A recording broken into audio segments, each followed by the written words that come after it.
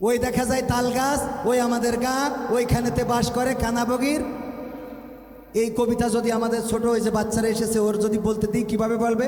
ওই দেখা দেয় তাল গাছ, ওই আমাদের গা, ওই থানেতে বাদ তলে তানা বৈদির থা, এভাবে বলবে তো। এবার এইটা যদি মনির খানের কাছে দিই, মনির খান এই কবিতাটা আবৃত্তি করো তো, কিভাবে করবে? ওই দেখা যায় তাল গাছ, ওই আমাদের গা, ওইখানেতে বাস করে কানা বগির সা অঞ্জনা রে অঞ্জনা। ঠিক কিনা?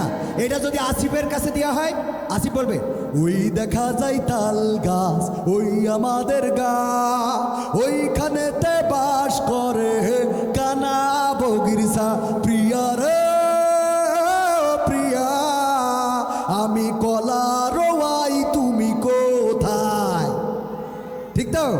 এটা যদি হাসানের কাছে দেওয়া হয়, হাসান ব্যান্ডের শিল্পী, ওই দেখা যায় তাল গাছ, ওই আমাদের গা, ওই খালিতে বাস করে কান্না বগির ছায়া। ঠিক তো? এটা যদি কোনো রাজনৈতিক নেতার কাছে দেওয়া হয়, তাহলে রাজনৈতিক নেতা বলবো ওই দেখা যায় তাল গাছ, ওই তাল গাছ আমাদের, ওই তাল গাছ আমাদের থাকবে, এটার ব্যাপারে আপোষ করা হবে না।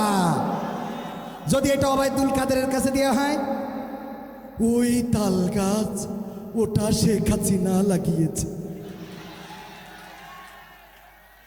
বিএনপি জামাত এটা নিয়ে ষড়যন্ত্র করছে, তাল গাছ আমাদের থাকবে, অন্তত 41 সাল পর্যন্ত থাকবে, এই তাল গাছ দেওয়া হবে না। ঠিক না?